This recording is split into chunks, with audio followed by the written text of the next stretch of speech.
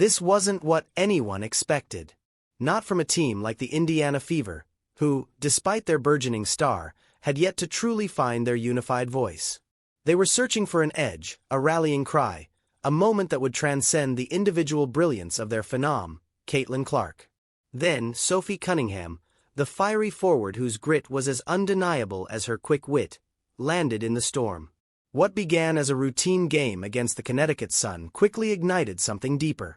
If you're braced for the inevitable drama, you definitely need to subscribe. The date was June 2025.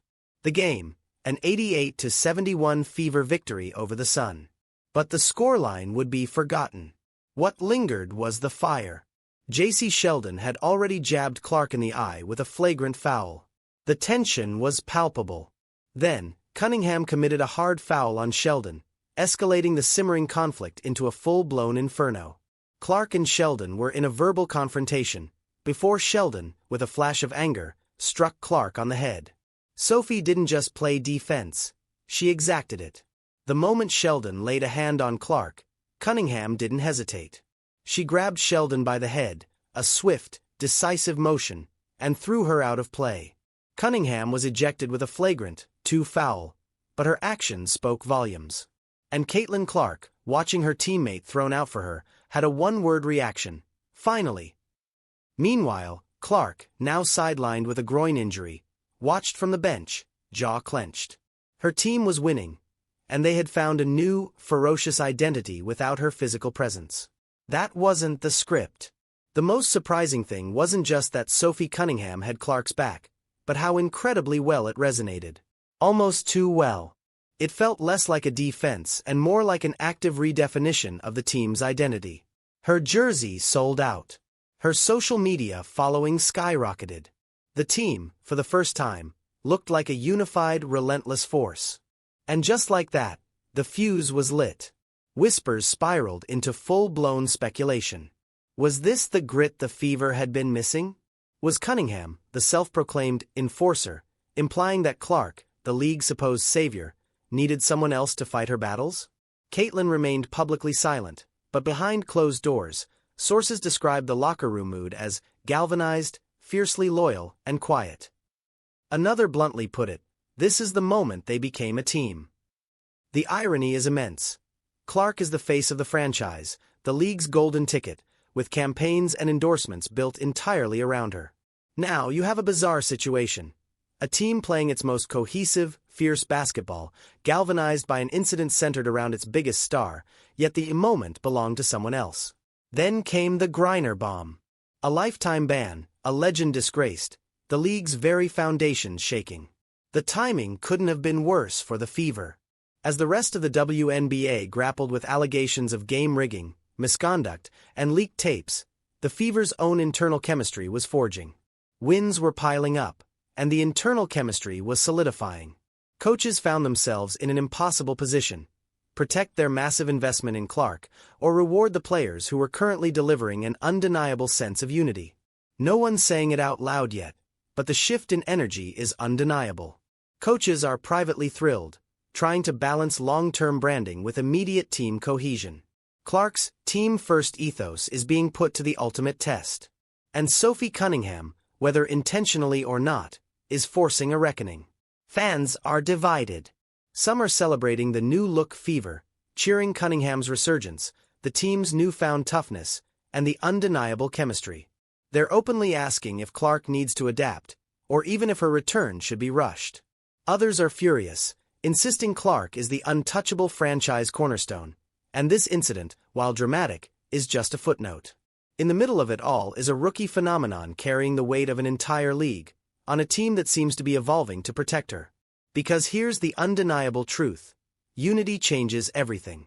It births new stars, reshuffles power dynamics, and exposes cracks that even the most polished press conferences can't conceal. Sophie Cunningham wasn't meant to spark a revolution, she was just supposed to play hard. But now she's become a potent symbol, a new style of play, a fierce protector, the blueprint for a new Fever. The pressing question is, where does Caitlin Clark fit into this new reality? Does she reclaim her dominance, transforming the offense into something even greater? Does she adjust her celebrated style to align with what's working now? Or does the team revert to its previous, slower, Clark-centric approach? No one has the answer. But we do know this. The Fever aren't waiting. They're uniting. And Clark is facing a challenge unlike any she's encountered before. Not in college, not in the media spotlight, not anywhere.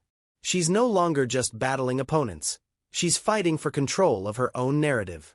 As the WNBA reels from the Griner scandal, as sponsors grow wary, and the league attempts to reset its image, the Fever might be inadvertently demonstrating what true reinvention looks like. Perhaps not every team needs a single, undeniable star. Sometimes, a powerful collective, with an enforcer leading the charge, performs better. And right now, that collective includes Sophie Cunningham, a unified squad fed up with being a mere supporting cast. So, what's next? Will Caitlin Clark rise, adapt, and usher in a new era of team-first basketball? Or will the Fever fracture under the weight of conflicting personalities, relentless media attention, and internal pressure? Whatever the outcome, one thing is certain. This isn't just about winning games anymore.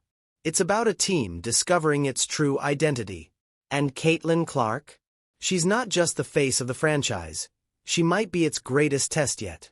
For most rookies, the toughest adjustment to the pros is the sheer speed, pace, and pressure. But for Caitlin Clark, it's the politics. When the locker room starts buzzing with whispers of a new, fierce identity, when teammates subtly choose sides, and when wins accumulate without your name dominating the box score, that's when the game truly changes. And every day Clark spends on the bench recovering is another day the team learns to play and win with an undeniable edge. This should terrify the Indiana front office. Yet, here's the surprising twist. It doesn't. Not yet. On paper, everything is thriving. Attendance is soaring, social media engagement is through the roof, and the Fever are receiving unprecedented coverage across all sports networks. And it's not just for Clark's highlights. They're being praised for their chemistry, their grit, and the unexpected firepower from players casual fans couldn't even name a few weeks ago. All this, while their biggest draw sits on the bench, nursing an injury that refuses to heal quickly enough. But make no mistake, Caitlin Clark is not naive. She hears the whispers. She sees the subtle body language in huddles, the fierce high fives, the seemingly accidental mispasses from teammates who, just weeks prior, sometimes looked overwhelmed. She's not a victim, she's a fierce competitor and a tactician. She's meticulously planning her return as if it were a playoff series. Sources reveal she's been staying late after practices, running drills with second-unit players, refining her off-ball movement, and even collaborating with trainers on new conditioning techniques designed to seamlessly integrate with the faster-paced, more aggressive game plan Sophie Cunningham's actions have inspired. This isn't about proving she's still the star. It's about proving she can adapt, that she can lead a team brimming with newfound confidence, not just demand the spotlight herself. But adaptation isn't the real challenge. The hardest part is trust, and that's rapidly solidifying. Sophie Cunningham might be the enforcer, but she carries herself with the confidence of a seasoned veteran. She jokes loudly during warm-ups, dances during timeouts, and has forged an immediate, undeniable chemistry with Aaliyah Boston, both on and off the court. One insider described their connection as instant electricity. That same insider, tellingly, described Clark as a bit of a battery pack, powerful, but now needing a new charge. These subtle shifts aren't just empty words. They're actively reshaping the locker room hierarchy. Every team has an unspoken, yet very real, pecking order. And right now, the triangle of power in Indiana, Cunningham, Boston, and Mitchell, is stronger than ever. Meanwhile, Clark's media appearances have noticeably changed. Her typically high-energy, joke-filled segments are now more reserved, measured, and professional. Fans have observed her carefully choosing her words, meticulously avoiding any statements that could fuel rumors of discord. But even her silence has created noise. She's isolating herself, one former WNBA player turned analyst declared on a podcast. That's not what a leader does. She should be clapping on the sidelines, getting in people's faces, owning the bench energy. The problem is, Clark has done all that, but now it's being framed as performative because once a narrative takes hold, it accelerates. 1 minute you're the league's savior. The next, you're the ice queen with folded arms. watching your enforcer rally your teammates. And as all this personal drama unfolds, the WNBA itself is spiraling. The Brittany Griner scandal has exploded. Reporters are unearthing years of compromising footage, stats, and anonymous quotes. There's serious talk of an external commission investigating the league's competitive integrity. Allegations range from blatant game manipulation to rampant backroom favoritism. And the Griner ban was just the tip of the iceberg.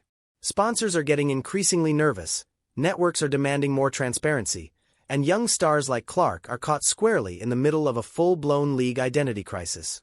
How can you build trust in a system where favoritism and chaos are more visible than accountability?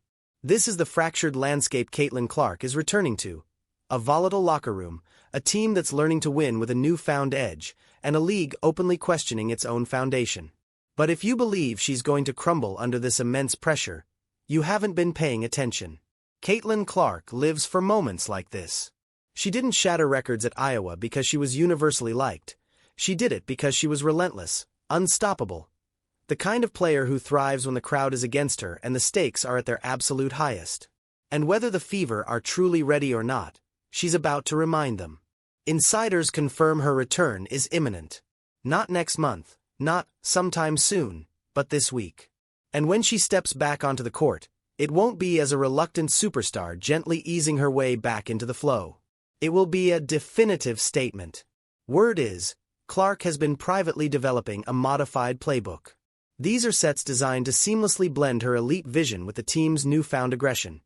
Quick passes, off-ball screens, timely kickouts to shooters like Kelsey Mitchell. She aims to demonstrate that her game isn't the problem. It's the missing piece, a powerful reinvention, not merely a return. But here's the critical kicker. None of it will matter if the team doesn't truly buy in. No brilliant playbook can mend simmering resentment. No perfect jump shot can fix a fractured locker room. And no star, no matter how brilliant, can win alone. The Fever are standing at a crossroads, facing a moment of truth. They can fracture under the weight of internal drama, relentless media scrutiny, and league-wide scandal. Or they can rise, unified. Caitlin Clark is coming back not just to play, but to lead. But will anyone follow? That's the billion-dollar question hanging over Indiana. And the answer won't be found in a press conference. It will emerge on the hardwood, one pass, one possession, one game at a time. Because in this league, trust isn't given, it's painstakingly earned. Caitlin Clark's much-anticipated return arrived without fireworks. There was no dramatic pregame speech, no explosive highlight reel dunk. Just her usual warm-up routine, a few quiet nods to teammates, and the unmistakable roar from the crowd when her name was finally announced. It wasn't a coronation, it was a rigorous test. Could she still truly command this team? Because in her absence, the Fever had discovered something invaluable: their own rhythm. It wasn't always perfect, sometimes erratic, but it was undeniably theirs. Players like Sophie Cunningham and Aaliyah Boston had forged genuine chemistry. Roles were being redefined. And for the first time, the Fever weren't waiting for Clark to single-handedly carry them. They were moving, effectively, with a renewed sense of purpose. Then, she checked in. It was the second quarter. The team held a 6-point lead against the Dallas Wings. Coach White simply glanced down the bench, gave a quick signal, and Clark shed her warm-up. The crowd erupted, and just like that, the entire atmosphere shifted. The first few possessions were undeniably awkward. You could feel the hesitation. Mitchell paused before a handoff. Cunningham waved off a play Clark attempted to call. There were overlapping cuts, botched screens, unforced turnovers. And Caitlin? She looked frustrated, but not defeated, not out of control. She was simply reading the room, because that's what truly elite players do. They adapt. On the very next possession, Clark made a crucial adjustment. She gave up the ball early, then fluidly slid to the corner instead of demanding it back. Mitchell drove, made the perfect kick-out pass to Cunningham, who buried an open three. Clark didn't celebrate wildly, but she clapped hard. That subtle, yet powerful, gesture didn't go unnoticed. By halftime, the lead had dwindled to 2. The locker room, according to insiders, was tense. Clark remained quiet, icing her legs, listening intently. The coaches reviewed tape, but there were no rants, no finger-pointing. And then, in the third quarter, something clicked. Clark emerged as if she had solved the puzzle. She stopped calling plays and started reading them.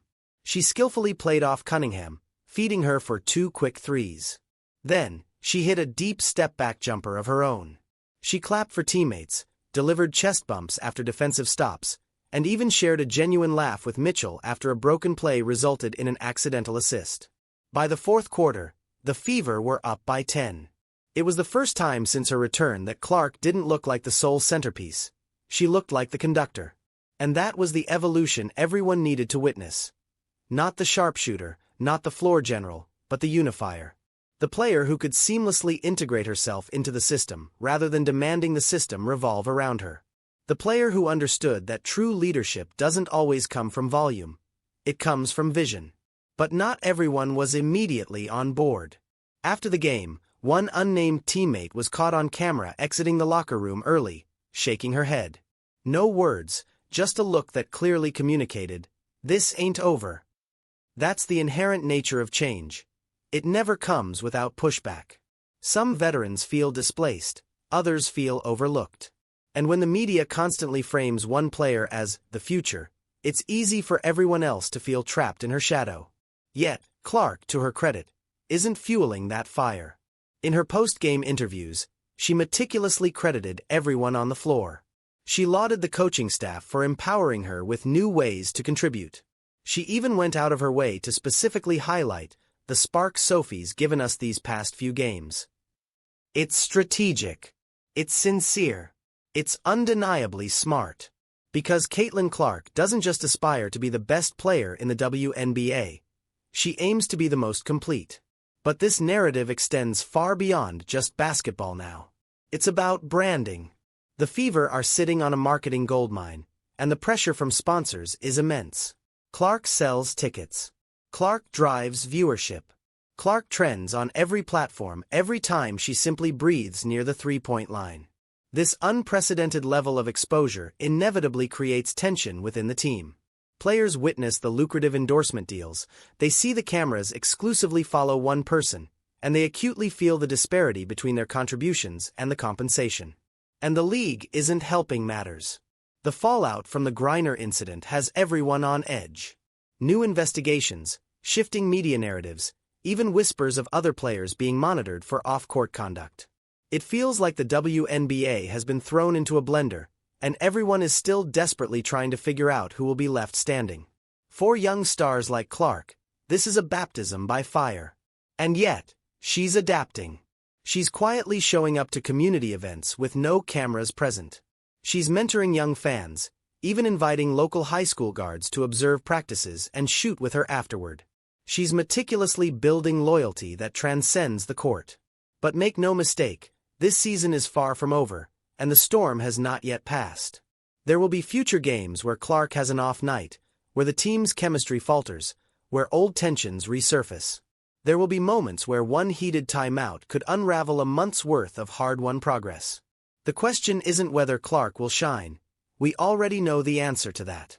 The real question is, can she effectively lead a team that isn't entirely sure it wants to follow her yet? That's the compelling arc we're witnessing unfold. This isn't just about groin injuries, game statistics, or ESPN segments. It's about identity, about proving you can be both a franchise cornerstone and a truly collaborative teammate, a headline maker and a genuine culture builder. If she successfully pulls it off, Caitlin Clark won't just revive the Fever. She will fundamentally redefine what leadership in women's basketball truly looks like. And if not, well, the entire league is watching and waiting. By the very next morning, headlines were already swirling. Not about the final score, nor about the victory itself, but about the Fever's vibe. The whispers intensified. Had a leadership shift occurred behind the scenes? Was Clark, fresh off an injury, about to assert control over a locker room that had never entirely felt like hers to begin with? Inside that locker room, the reality was far from simple. There were intricate player dynamics that no mere stat sheet could ever capture. Veterans like Natasha Howard had dedicated years to this league. They'd endured seasons where virtually no one showed up to watch. Now, suddenly, every arena was packed, yet the majority of the credit was undeniably funneled to a single rookie. That kind of profound shift rarely settles easily. And Sophie Cunningham? She wasn't deliberately trying to step on anyone's toes, but her impact was undeniably loud. When you seamlessly enter a system, immediately provide crucial floor spacing, consistently hit your shots, and generate undeniable fan buzz, people take notice. Her fierce defense and her unyielding support of Clark weren't just observations. They were subtle, yet powerful, signals to the coaching staff, to the fans, and perhaps even directly to Clark herself. But here's the crucial insight. Clark understood. She grasped the underlying politics. She understood that respect within a locker room isn't earned through lucrative endorsements or flashy ESPN segments. It's earned, painfully, possession by possession. So, she kept her head down and played the long game. In practice, she gracefully deferred to Cunningham during defensive drills. In huddles, she deferred more, choosing to ask insightful questions rather than issuing commands. This wasn't a sign of weakness, it was a demonstration of profound awareness. She was subtly, yet effectively, rewriting the power structure without ever raising her voice. Coach White recognized this evolution too. She began meticulously designing sets that incorporated multiple ball handlers, allowing both Clark and Mitchell to share control. She empowered Cunningham to take more pull-up threes early in the shot clock. The offense ceased being solely about one player and transformed into a relentless, multifaceted pressure system. Constant movement, unselfish rotations, and expertly exploited mismatches. Clark remained the undeniable strategic brain, but now, she was also the indispensable glue that held it all together. The Fever began winning consistently, not by blowing teams out or dominating every single minute, but by competing fiercely, fighting tooth and nail, and surprising everyone. And as they slowly, stubbornly, climbed the standings, the overarching narrative began to shift. It was no longer simply Caitlin Clark's team. Now, it was the Fever figuring it out. And that, ultimately, is what makes this entire story so profoundly compelling. Because growth, both in sports and in life, is rarely cinematic. It's not a slow-motion training montage accompanied by a swelling soundtrack. It's messy. It's awkward. It unfolds in the quiet silences, in the subtle misreads, in the shared eye rolls between teammates earnestly striving to understand each other. But when it finally clicks, it's absolutely electric. Clark doesn't need to take back the team. She never truly lost it. What she's achieving now is far more challenging. She's building a team that works with her, not merely around her. That's not something you accomplish in a single game or a single week. That's something you painstakingly construct, brick by brick. And right now, she's laying the fundamental foundation.